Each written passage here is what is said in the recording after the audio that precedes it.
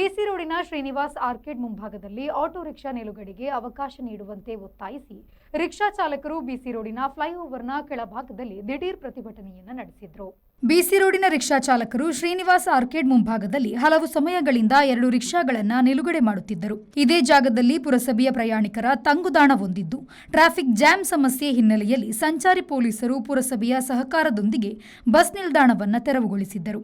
ಇದೀಗ ಆ ಜಾಗದಲ್ಲಿ ವಾಣಿಜ್ಯ ಸಂಕೀರ್ಣಕ್ಕೆ ಬರುವ ವಾಹನಗಳಿಗೆ ಪಾರ್ಕಿಂಗ್ಗೆ ತೊಂದರೆಯಾಗುತ್ತದೆ ಎನ್ನುವ ಉದ್ದೇಶದಿಂದ ರಿಕ್ಷಾ ನಿಲುಗಡೆ ಮಾಡಬಾರದು, ಮಾಡಿದ್ದಲ್ಲಿ ಕೇಸ್ ದಾಖಲಿಸಲಾಗುವುದು ಎಂದು ಬುಧವಾರ ಸಂಜೆ ಸಂಚಾರಿ ಠಾಣೆಯ ಎಸ್ಐ ತಾಕೀತು ಮಾಡಿರುವುದು ರಿಕ್ಷಾ ಚಾಲಕರನ್ನ ಕೆರಳಿಸಿದೆ. ಇದರಿಂದ ಸಂಘಟಿತರಾದ ರಿಕ್ಷಾ ಚಾಲಕರು ಗುರುವಾರ ಬೆಳಗ್ಗಿನಿಂದಲೇ ಪ್ರತಿಭಟನೆಯನ್ನು ನಡೆಸಿದ್ದಾರೆ. ರಿಕ್ಷಾ ಚಾಲಕ ಮಾಲಕರ ಸಂಘದ ಅಧ್ಯಕ್ಷ ವಿಶ್ವನಾಥ ಜಂಟಿಮಾರ್ ಮಾತನಾಡಿ, ಸಾರ್ವಜನಿಕರಿಗೆ ಅನುಕೂಲವಾಗುವ ದೃಷ್ಟಿಯಿಂದ ಪಾಣೆಮಂಗಳೂರಿನಿಂದ ಬಂಟ್ವಾಳದವರೆಗೆ 15 ರೂಪಾಯಿಗೆ ಸರ್ವಿಸ್ ಕೊಡುತ್ತಿದ್ದೇವೆ. ಆದರೆ ಇದೀಗ ಬಿಸಿ ರೋಡಿನಲ್ಲಿರುವ ರಿಕ್ಷಾ ನಿಲ್ದಾಣವನ್ನ ತೆಗೆದುಹಾಕಲಾಗಿದೆ.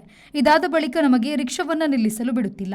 ಈ ವಿಚಾರವಾಗಿ ಇನ್ಸ್ಪೆಕ್ಟರ್ ಹತ್ತಿರ ಹೋಗಿ ರಿಕ್ಷಾ ನಿಲ್ಲಿಸಲು ಬಿಡುತ್ತಿಲ್ಲ ಎಂದು ತಿಳಿಸಿದಾಗ ಒಂದು ಮನವಿಯನ್ನು ನೀಡಿ ಎಂದು ತಿಳಿಸಿದರು. ಅವರಿಗೆ ನಮ್ಮ ಸಂಘದ ವತಿಯಿಂದ ಮನವಿಯನ್ನು ಕೂಡ ನೀಡಲಾಗಿದೆ.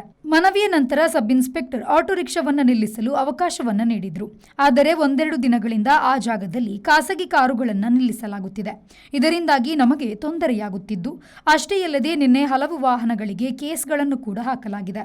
ಇದನ್ನು ಪ್ರಶ್ನಿಸಿದಾಗ ಟ್ರಾಫಿಕ್ ಪೊಲೀಸರು ಅಲ್ಲಿ ರಿಕ್ಷಾ ನಿಲ್ಲಿಸಲು ಅವಕಾಶ ಇಲ್ಲ ಎಂದು ತಿಳಿಸಿದ್ದಾರೆ ಎಂದು ದೂರಿದರು. ಇದೇ ವಿಚಾರವಾಗಿ ಬಂಟ್ವಾಳ ಉಪವಿಭಾಗದ ಎಎಸ್ಪಿ ಜೊತೆಗೆ ರಿಕ್ಷಾ ಚಾಲಕರು ಸಭೆಯನ್ನು ನಡೆಸಿದ್ದು, ಸಂಜೆಯ ವೇಳೆಗೆ ರಿಕ್ಷಾ ಚಾಲಕರು, ವಾಣಿಜ್ಯ ಸಂಕೀರ್ಣದ ಅಂಗಡಿದಾರರು ಹಾಗೂ ಪೊಲೀಸರು ಸಭೆಯನ್ನು ನಡೆಸಿದ್ದು ಸಮಸ್ಯೆಯನ್ನ ಬಗೆಹರಿಸುವ ನಿಟ್ಟಿನಲ್ಲಿ ಚರ್ಚಿಸಿದ್ದಾರೆ.